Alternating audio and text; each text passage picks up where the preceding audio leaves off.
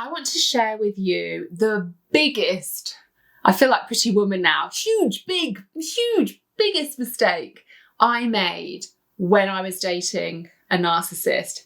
So when I initially started dating my ex-husband, the biggest mistake I made, and indeed when I divorced him and started dipping my toe out into the dating world again, because I wasn't fully healed, again, making that same mistake. So stay tuned. If you are looking at maybe thinking the person you're dating is a narcissist, or you're thinking of stepping back into the world of dating after being in a narcissistically abusive relationship, stay tuned because I'm going to share with you the biggest mistake that I made. Hi everybody, my name is Caroline Strawson and I'm a positive psychology, trauma-informed coach and somatic therapist. And my literal mission in life is to help you move from post-traumatic stress to post-traumatic growth after the trauma of narcissistic abuse, because it really is trauma. And so many of us constantly say words to ourselves like, I'm just so stuck, you feel like you're not moving forward, or you feel like you might have one good day and then you feel like you're moving 10 steps backwards, particularly when we talk about maybe dipping our toe back into relationships in the dating world again. It's exactly what this video is about too, helping you recognize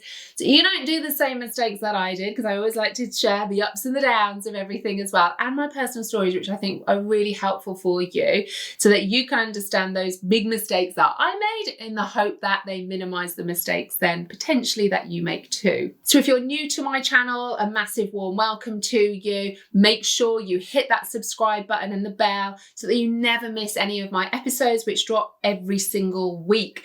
You know, my mission is to help you understand that narcissistic abuse is trauma, and it's not just about what goes on in our head. I want to get you out of your head as well and into your body. When we're healing from any type of trauma, we have to work in the body. And that's my mission, to help you understand your nervous system. So again, go and look at some of my other episodes so that you can really start to understand your inner system, especially the brain damage after narcissistic abuse, because that is a game changer one for you to really help start to lift the shame that you might be feeling right now, having come out, or maybe you're still in that relationship with a narcissist. So when I look back at when I started dating my ex-husband many years ago now, because we were together 14 years and we were married for 12, there's many things when I initially look back at the start of our dating experience where I kind of feel like I just didn't listen to what was going on in my body. And I think this is one of the key things that we have to start to recognize around trauma, that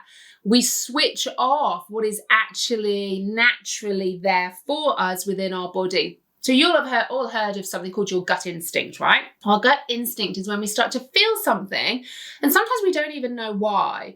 We just maybe see somebody, or we're in a situation, or we smell something or hear something, and all of a sudden our gut starts to feel something. Now in neuroscience, we call this neuroception. This was founded by a man called Dr. Stephen Porges, who found something called polyvagal theory, which is basically how our nervous system behaves in a hierarchy when we are dealing and living in this world. So it moves from, and I'm going to use my traffic lights of tolerance again for you to help you recognize all of this. The green light is in what we call that ventral vagal part of our nervous system, where we feel safe and we have that social engagement system. The yellow light is when we're in that fight-flight response. We mobilize more energy. You know, it's where we have more cortisol in our body in anticipation of danger in that fight-flight. And then the red is actually when we're in freeze, we're in shutdown, we're in what we call dorsal vagal part of our nervous system. And this is all part of how we're reacting. Now, when we are going through our childhood, we start to perceive certain events, experiences, parental behaviors, friends, family, teachers, school, friends in a certain way. And we start to then create beliefs about ourselves. And this creates then these inner child wounds that we have, or in internal family systems, we actually call them exiles. So younger parts of us that feel pain, like I'm not good enough, or I'm unworthy, or I'm unlovable, or I'm not important. And that becomes like a core wound, a real deep pain that our inner system doesn't want us to feel, because our nervous system is driven by survival. So if we are in then certain situations and we start to feel something in our gut, this is what we call neuroception. And it's there for a reason. It is there, and it's like going woo, woo, woo, warning, warning, warning, some danger, danger, danger. The problem being is, depending on what's happened to us in the past and in our childhood and other circumstances, how many of us actually listen to that? Now, we have more information going from our gut to our brain, which is what we call afferent pathways, as opposed to our brain to our gut, which is what we call efferent. So it's 20% down, 80% up, which is why when we're looking to heal from narcissistic abuse, yes, talking, therapy, and counseling can help because it's validating your experiences and it's working on the symptoms of how you feel in the moment, that you want to feel heard, you want to feel seen. And that is really, really important. And we call this a top-down approach. But if you really, truly want to heal at a deep nervous system level within the body, that somatic piece, we have to have a bottom-up approach. So this is when I will use techniques like internal family systems, brain spotting, EMDR, somatic experiencing, really utilizing the body so we can process and integrate that, because we can't change any past experiences for you as such, but we can change how you feel about those past events. So then your experience of them goes from, this happened to me not because I'm not good enough, you actually know and feel that you were, even if that happened to you. But your gut, just like your amygdala, is sending messages so that you start to then scan for these cues of danger. And your gut, when it starts to speak to you, very often the biggest mistake I made was I didn't listen. I did not listen to my gut. When I look back at initially starting to date my ex-husband, because he'd been married before and he was telling me the stories of his previous relationship and where he was living, there were things that didn't add up. And my gut was telling me all of that. It was doing a great job of scanning for cues of danger. But guess what? I didn't listen. I started to switch off my natural ability to scan for that cues of danger. And I didn't listen. So I started to date. You know, when I initially met my ex-husband, I was trying to fix him up with a friend.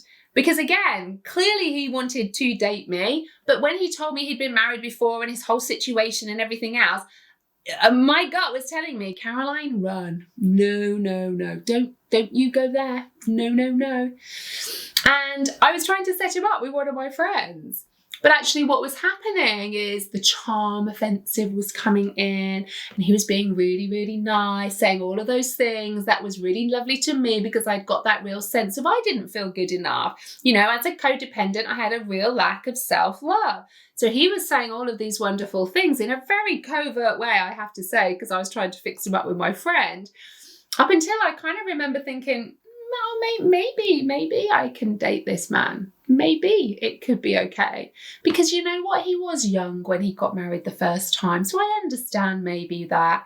And I look back and I think, how clever was he in covertly manipulating me to go from absolutely not, and my gut telling me that, to me not listening to the messages that my body was telling me and then disconnecting from that. And literally just being ahead in the relationship, you know, because if my gut was then starting to say these warning signs and there was people telling me stuff about him, they were telling me to run, telling me not to date him. And I'd even go back and say, so-and-so had said this. And there would always be an excuse. There'd always be a reason. And of course, saying all of those things that I wanted to hear on top of all of that, very, very clever. And every time my gut would be like this, I'd go and ask a question and he would say stuff and I wouldn't listen. So I wasn't listening to what my body was actually telling me. Now, the problem being is then when you are in that relationship, dissociation becomes a huge part of you being in that relationship, a real dorsal vagal shutdown response within your body, literally going completely disconnected from my body. And I'm sure many of you, and I'd love to know in the comments, can you relate to that? Can you relate to being in that relationship with a narcissist, feeling really, really disconnected, feeling like you are literally almost like a head going through your life because it feels too painful to feel. And you're trying to switch off your feelings all of the time. You're trying to function, you're trying to do things, but you feel really disconnected, or what we call dissociation, really numbing out in your body. So you don't actually end up feeling anything. So that gut instinct, I completely switched off, because then what would happen if it was there when I would start to feel a lot of shame. And of course, we don't want to feel shame, so we disconnect and we dissociate, because the ultimate then would be, well, I'm feeling this, yet I'm still staying in the relationship. I must be weak. I must be powerless. So again, we switch off to that and we become dissociated and disconnected. So we end up in these narcissistic relationships then, often stuck in a freeze response, showing up with fawn as well. So fawn is a trauma response where we appease the abuser in the hope that they will minimize their behavior. So I found myself rebounding between fawn and freeze. I'd be totally disconnected in my relationship. And then I'd think, no, we're a family. I need to try and make it work and everything else as well. And I'd be really, really nice. And I'd try and cook and dress nicely and nice underwear, you know, all the usual things that you would kind of try. And it might be okay for a little bit. And then you think, great, this is nice. This is where obviously the love bombing comes in. And then the discard phase would come. So again, I would then go in feeling the oxytocin, the dopamine, maybe the relationship is going to work, to the discard, the cortisol, the adrenaline, the norepinephrine. And this is what we call that narcissistic abuse cycle. This is where the trauma bonding starts. And this is when we start to feel addicted. Go and watch some of my videos on trauma bonding and addiction to the narcissist. Because again, if you want to understand more of the detailing around the hormone secretion that we have from our brain, which is what we actually become physiologically addicted to, go and watch one of my other episodes with that as well, because it will really help you understand. I'm a big believer in, if we can understand all of this, we can really start to lift some of that shame as well, because it's not your fault. This is just your nervous system reacting to perception of danger with the narcissist and doing a great job. But I want to help you really understand this so we can start to shift nervous system states and really start to heal that trauma of narcissistic abuse as well. So I completely switched off to what I was feeling in my body. And over those years then, I was literally, I always say, probably most of my 30s, I was literally in what we call a functional freeze response. I was totally disconnected and dissociated. I wasn't really feeling anything, if I'm honest, at all. But externally, it still looked like I was functioning. I was still mothering our children. I was still taking them to school and doing the packed lunches and, you know, doing all of the jobs that you were meant to be doing. But I was totally disconnected. I was literally, it was almost like I was there, but I wasn't there. And let me know in the comments, can you relate to that? Can you relate to feeling like you're just kind of going through the motions, but you're not feeling anything? This is when we're really switching off our gut instinct. We're not feeling anything in our body. Now, the problem being is when we come out of that relationship, it doesn't suddenly switch back on again. It doesn't. It takes time and a lot of deep inner work, really working within our nervous system. So what can happen is when we come out of that relationship and we're still feeling that dissociation, we're still in that freeze response, maybe starting to dip into our sympathetic and feeling angry then at the situation. You know, I went through a stage of feeling angry at him and then angry at myself. How could I be so stupid to stay in that relationship? All part of a natural process, but I felt a lot of shame around that too. And this is a lot of the stuff I work with my clients and in my programs, to really lift that shame and really move through that hierarchy of the nervous system, discharging that energy, mobilizing some of that energy in a safe way as well. That's where, you know, really integrating that somatic experiencing comes in to complete those response cycles and have those corrective attachment experiences as well. When you come out of that relationship though, and you're still in that freeze response, maybe even dipping into some sympathetic now and again, we are wired for connection. You know, we want to have relationships with people, and we kind of end up in a couple of camps where we're either people rush in too quickly and start to maybe date again, or it's like hell will freeze over before I ever step out into the dating world again, because we're so fearful of meeting another narcissist. Now, what I would say with this is, as human beings, we are wired for connection, and there's nothing wrong with you getting into a relationship, but you need to do that inner work first. And inner work is ongoing. It's not about reaching a destination, okay? Inner work is about you continually acknowledging that you value yourself enough to keep going deeper and to keep on working yourself so that you can show up as your best self at each stage. And if you're not, we can get curious and we can work on those reasons why and work deep. The problem being is, when we start to date again, and this was me, put my hands up here, this was me, I started dating too early. And it was still years later, because I took a long time, believe me, really, really did. I was so stuck in that trauma bond and anger and freeze and really poorly, to be honest. And when I initially started dating, which was too soon when I look back, but, I started to step into that. I was still attracting toxic people because I was looking for others to validate who I was and to fill that hole in my soul. So the people I was attracting were the types of narcissists again. And I found myself in another relationship where it was very controlling, to the extent where he started to tell me what schools to put my children in. But I could start to feel, just by the end of that, my gut going, yeah, no. And I remember ending that relationship and him going ballistic about all of this as well, because he thought he'd got this ready-made family then with me and my 2 children. And of course, I wasn't ready for any of that either. And when I think about it, this was when my gut instinct was starting to come back. And I actually listened as such. Shouldn't have been in the relationship in the first place because I didn't listen to it at the start again. But as that relationship went on, that was probably then a real catalyst that, Caroline, I really need to start to do my own deep healing at this stage and really take it seriously and really work on myself so that I could start to switch on again my feelings, so that when I start to feel something, I recognize that it's not dangerous. It's just for me to get curious about why it's showing up. So that then when I started dating again, I'd done a lot of inner work by this stage too. And I was starting to feel a lot more self-love, a lot more worthiness about myself. And many of us start to worry and start to think, I can't trust anybody else. Actually, it's not about trusting anyone else. It's about trusting yourself. It's about trusting yourself to recognize if you start to date again and something isn't right in that relationship and you start to feel something again in your gut because you've been doing your inner work so that you can feel again and it feels safe to feel again. We listen. We lean in and we start to listen what our body is telling us.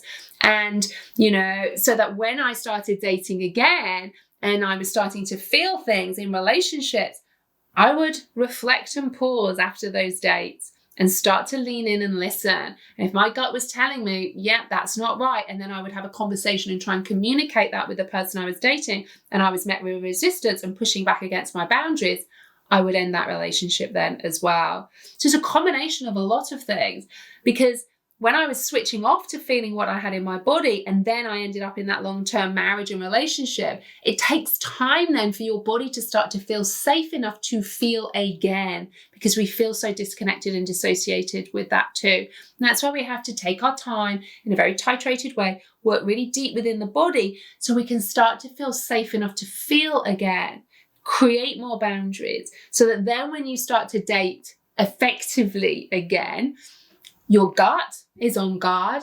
We lean in, we listen, we question. So even though I'm remarried now, and I would still have things coming up in my gut, because he'd been married before as well. He'd got 3 children.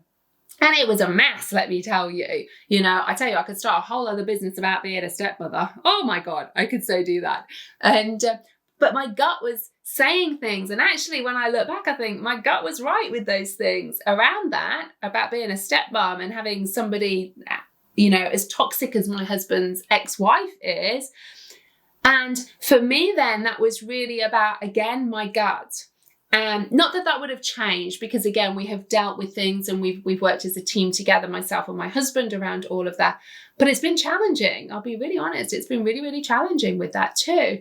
And there was occasions, early on where I thought, God, if I knew what I know now about this situation, would I have ever gone there? And I don't know. Maybe I would. But again, it showed I was still really into my healing process, because we met a number of years ago now as well. And maybe now, where I am now, would I have even dated my husband now? I don't know.